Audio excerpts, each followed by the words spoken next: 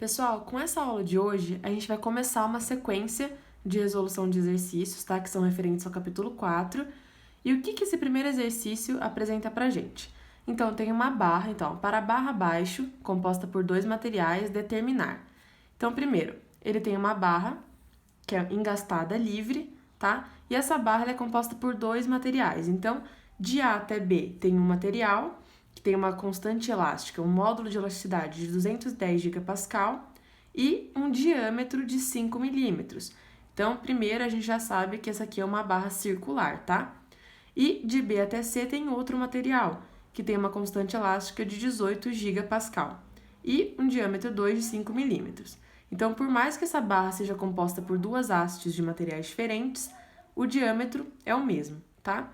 Então, de A até B, essa haste tem 8 metros, de B até C tem 6 metros. E essa barra toda, ela está sofrendo a ação de 5 kN de tração, tá? Um esforço de tração. E aí, quais são as considerações importantes para a gente fazer dessa barra antes de começar o exercício? Primeiro, que como são dois materiais aqui, vai ter uma ligação entre eles, tá? Então, independentemente da ligação que tem entre eles, a gente vai considerar essa ligação como perfeita, tá? Então, os materiais estão perfeitamente unidos. Outra coisa é que a gente vai desconsiderar o peso próprio da barra. Por mais que tenha peso próprio de qualquer jeito, a gente vai poder desconsiderar porque esse peso ele não vai fazer muita diferença quanto à segurança da estrutura, por exemplo. Então, ele pode ser desconsiderado, ele pode ser desprezado. E por que eu sei que eu posso desconsiderar o peso próprio da estrutura? Porque o exercício ele não forneceu para a gente o peso específico, certo, do elemento. E o peso próprio da estrutura ela vai variando.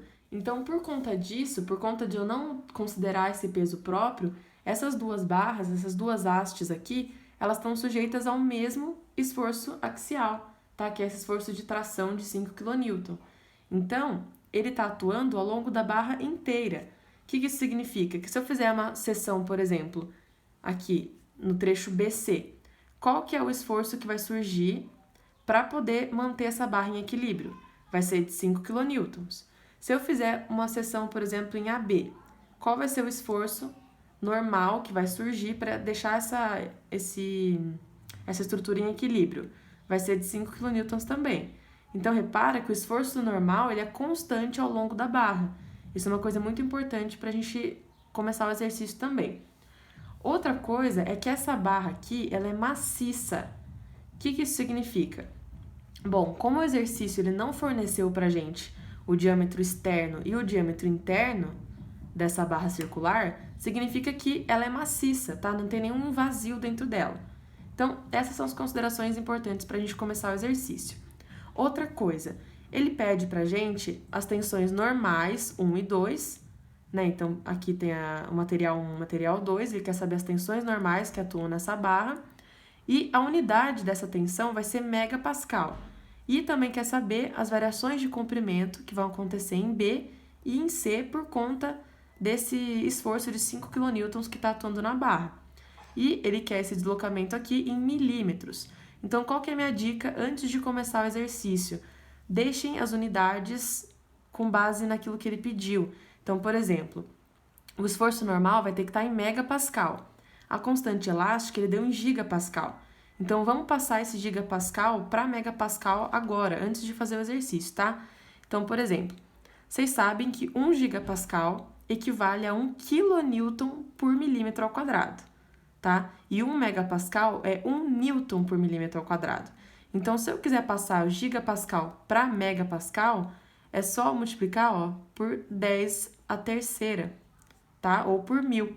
Então, esse E1 vai ficar igual a 210 vezes 10 a terceira megapascal e o E2 vai ficar igual a 18 vezes 10 a terceira megapascal.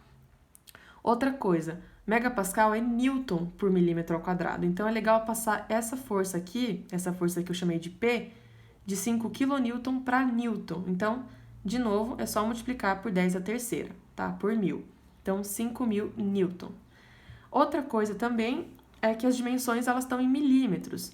Então, já dá para passar aqui esse 8 metros e esses 6 metros aqui para milímetros. Então, 8 metros, 8.000 milímetros, 6 metros, 6.000 milímetros.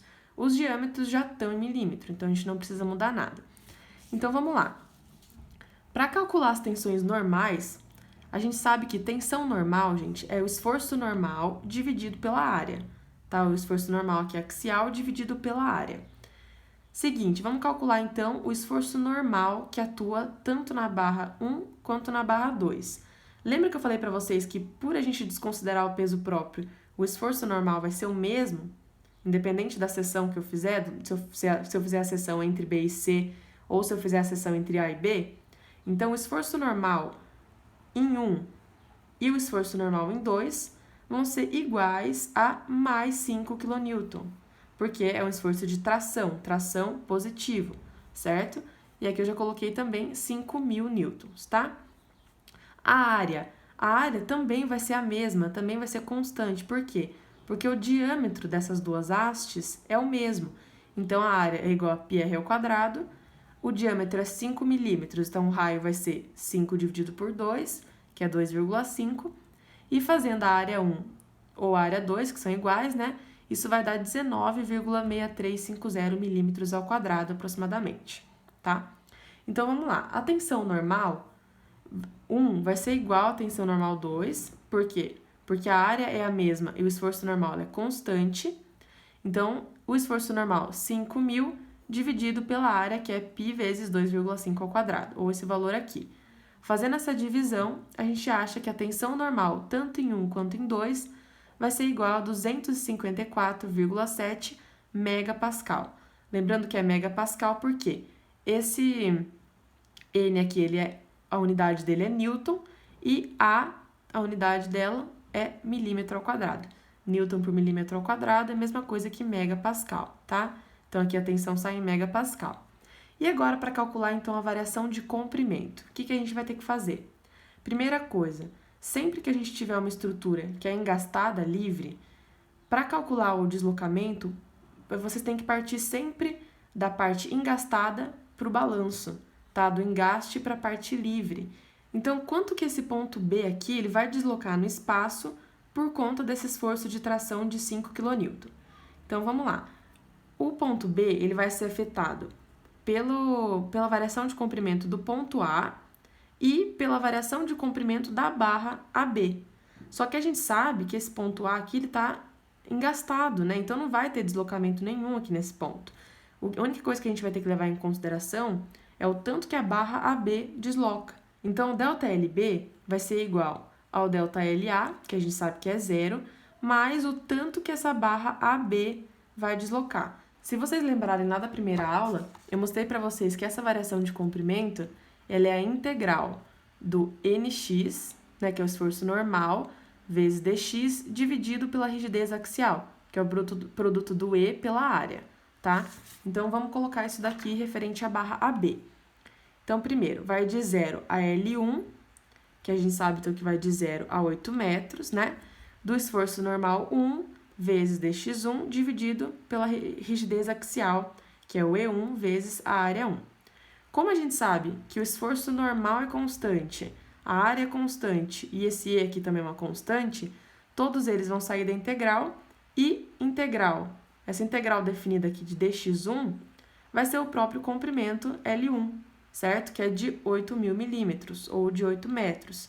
Então, vai ser igual a 5.000, que é o esforço normal na barra 1, que a gente calculou aqui em cima, certo? 5.000 newtons, multiplicado pelo comprimento da barra AB, que é de 8 metros, ou 8.000 milímetros, que a gente já colocou aqui, né? Que a gente fez a conversão de unidades, dividido pelo módulo de elasticidade 1, que na verdade a gente vai colocar em megapascal aqui, tá?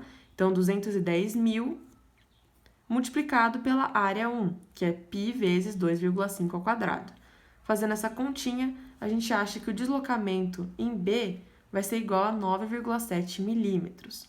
Agora sim, a gente calcula o deslocamento em C. E por que a gente faz nessa ordem, então, do engaste para a parte livre? Porque esse ponto C aqui, ele depende tanto do deslocamento que aconteceu em B, que é isso que a gente acabou de calcular, tanto o deslocamento que acontece na barra BC, certo? Então, o deslocamento do ponto C vai ser o quê? Vai ser o tanto que esse ponto B deslocou, mais o quanto que a barra BC vai deslocar, certo? Então, ó, esse deslocamento em B eu calculei aqui em cima, que deu 9,7 milímetros, e mais agora o deslocamento desse trecho, que vai de 0 até L2. No caso, vai de 0 até 6 metros, porque eu estou analisando só esse trecho aqui. Então, ó, é a integral de 0 até L2, dá normal 2 vezes dx2, dividido pela rigidez axial, E2 vezes A2, certo? De novo, esses termos aqui são todos constantes. Se eu fizer a integral de 0 a L2 de dx2, vai ser o próprio comprimento da barra BC, que é 6 metros. Então, isso aqui vai ficar 9,7 mais o esforço normal, que é 5.000 newtons, multiplicado pelo comprimento da barra BC, que é de 6.000 milímetros, dividido pelo módulo de elasticidade 2, que nesse caso é 18 vezes 10 a terceira megapascal, tá? 18.000 megapascal, multiplicado pela área, que é π vezes 2,5 ao quadrado. Fazendo essa divisão, a gente acha que o deslocamento, então, em C vai ser igual a 94,6 milímetros. Então, repara que é um deslocamento acumulado, certo? É o tanto que deslocou o ponto B mais o quanto que deslocou a barra BC. Então, esse foi o primeiro exercício, gente. Na próxima folha, eu vou apresentar o outro exercício para vocês. Esse exercício 2 aqui, parecido com o primeiro que eu fiz com vocês, ele também pede para a gente as tensões normais, 1 e tensão 2, e as variações de comprimento que vão acontecer no ponto B e no ponto C. Então, vamos ver as diferenças entre eles aqui. Ah, e também pede os diagramas de normal, de tensão normal e de variação de comprimento. Então, vamos lá. Aqui eu tenho uma barra, né, um material que está engastado livre, mesmo jeito que o outro, só que qual que é a diferença? Aqui, esse material não tem uma seção constante, certo? Então, ó, por mais que seja o mesmo material, como indicado aqui, ó, tem a mesma constante elástica, é o mesmo material, a seção varia. Então, aqui, ó, de A até B, eu tenho uma área equivalente a 3A. De B até C, a área é A somente, entendeu? Então, o mesmo material, porque tem um módulo de elasticidade constante, tem dois trechos que são constantes, que é o trecho AB e o trecho BC, e a área 1 é diferente da área 2.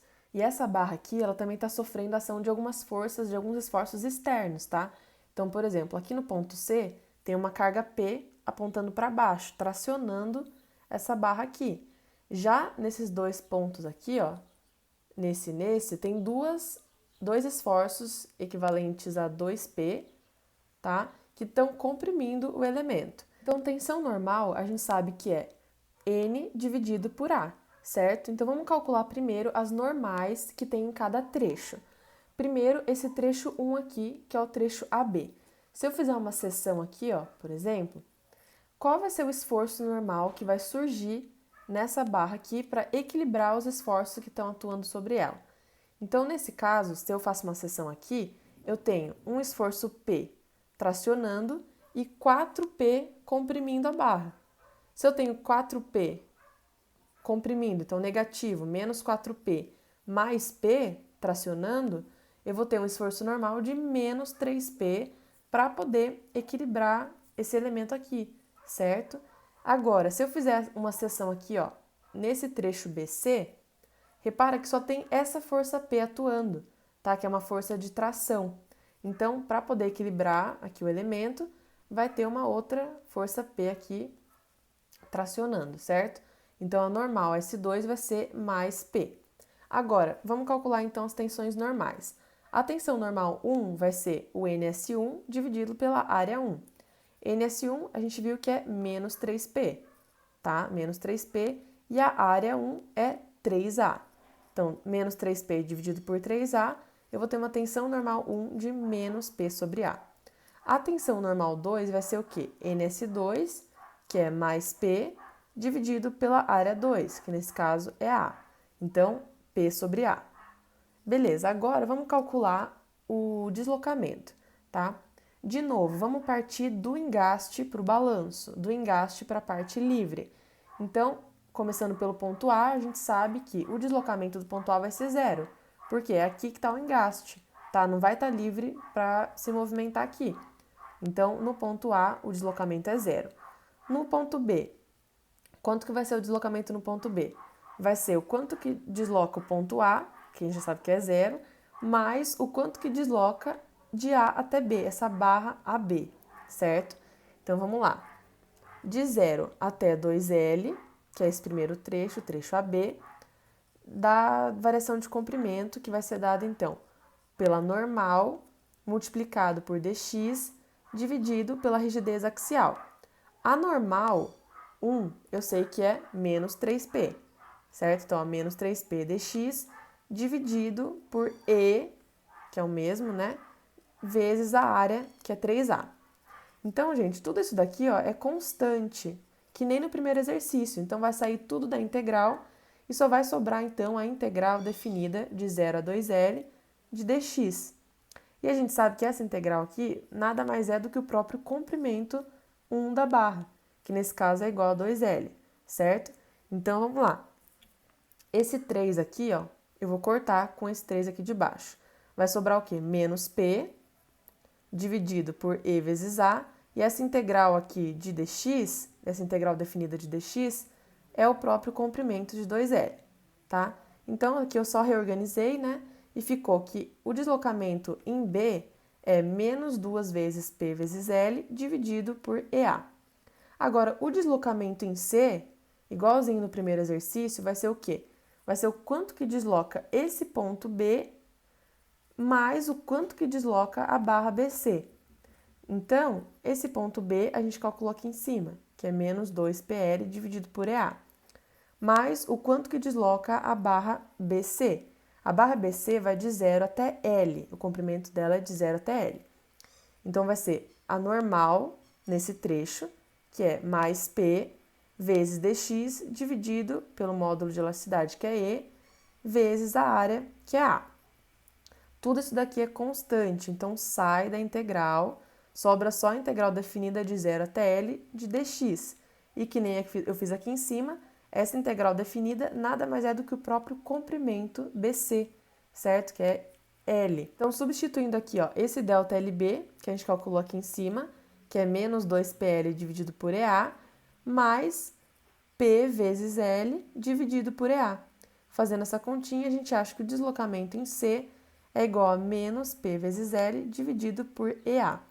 E aí vocês podem estar se perguntando, por que que o deslocamento deu negativo? Existe deslocamento negativo?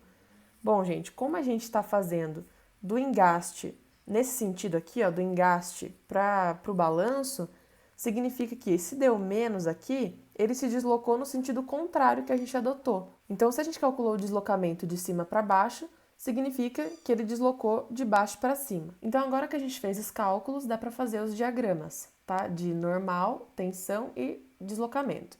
Então, vamos lá. De esforço normal vai ser como? Desse lado aqui, ó, eu adotei como negativo, do lado esquerdo negativo e do lado direito positivo. Então, de A até B, a gente tem o quê? Uma normal de menos 3P atuando, tá? Um esforço normal de compressão. Então, ó, ao longo de toda essa barra, então é constante, eu tenho 3P de compressão. No trecho BC, vai ser mais P, certo? É um esforço de tração.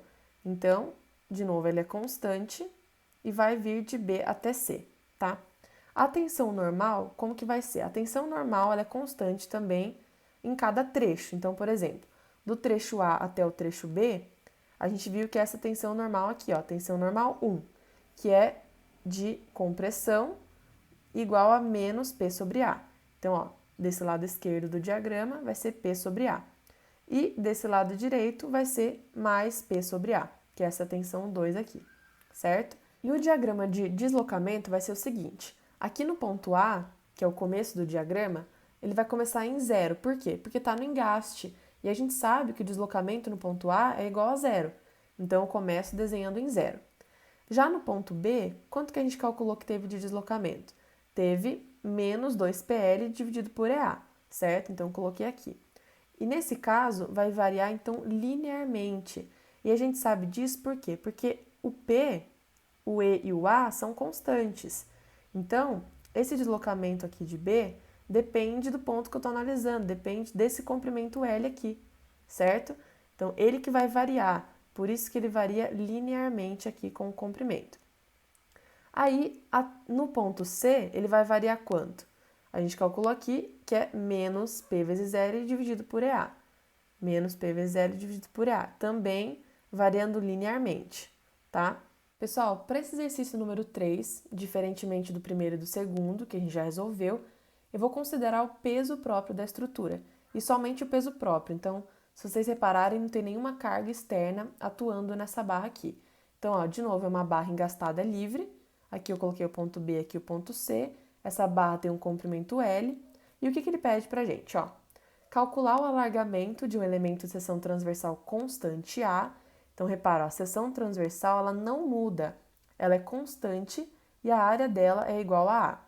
Então, essa barra aqui, esse elemento, ele está submetido à ação de seu peso próprio, que, então ele deu o valor do peso próprio, repartido uniformemente. Então, como que eu vou calcular o ΔL dessa estrutura aqui? Primeiro, peso específico é igual a peso dividido por volume, certo? O peso ele já forneceu para a gente, que é esse Q aqui. Volume nada mais é do que a área da base vezes a altura, não é? Nesse caso aqui, então, vai ser a área da seção transversal, que é constante, e ele deu que é igual a A, multiplicado pela altura, que é o comprimento dessa barra aqui, que é o comprimento L, certo? Então, o peso específico vai ser o peso Q dividido pelo volume, que é a área da base, a área da seção transversal, multiplicado pelo comprimento L. Se eu quiser saber o valor desse Q, desse peso próprio, é só isolar esse termo na equação. Então, Q é igual ao gama, que é o peso específico, multiplicado pela área, multiplicado pelo comprimento. Então tá, como que eu calculo a tensão normal desse elemento aqui? Tensão normal, a gente sabe que é a normal, é esse NX aqui, dividido pela área. N de x por quê? Porque nesse caso, gente, o esforço normal ele não vai ser constante ao longo da barra. Lembra naquele exercício que eu falei que a gente ia desconsiderar o peso próprio e aí sim o esforço ia ser constante ao longo da barra? Nesse caso, como eu estou considerando peso próprio, não posso chamar esse N aqui de constante, tá? Então, ele vai variar de acordo com a posição que a gente está analisando. Quanto que vale esse NX? Então, ó, vamos supor que eu fiz essa seção aqui, ó. Essa seção S1 no elemento. Então, o que está atuando nele? A gente sabe que atua o peso próprio, que é esse peso Q, certo? E vai ter que surgir, então, um esforço normal aqui na barra para equilibrar esse elemento. Então, ó, esse NX vai estar apontado para cima, para poder equilibrar, né, com esse Q, e ele vai ter o mesmo valor de Q para poder manter esse equilíbrio, certo? Então, ó, nessa equação aqui, a gente isolou o Q, que vai ser igual a gama vezes A vezes o comprimento. Por que nesse caso aqui eu não coloquei L? Porque a gente está analisando essa seção 1 aqui. Eu disse para vocês que esse valor aqui, ele varia de acordo com o X, certo? Então, não é constante. Então, o que eu coloquei aqui, ó? Vai ser o gama vezes a área vezes esse comprimento x aqui, ó. Desse ponto até a seção que eu fiz no elemento, dividido pela área. Essa área eu posso cortar com essa, sobra que a tensão normal, então, vai ser igual ao gama multiplicado por x. Então, ó, esse gama aqui é constante, né? É o peso específico do material. Então, a tensão normal ela varia ao longo do comprimento. Então, se eu quiser saber a tensão normal mínima que atua nesse elemento aqui, é só eu colocar x igual a zero, certo?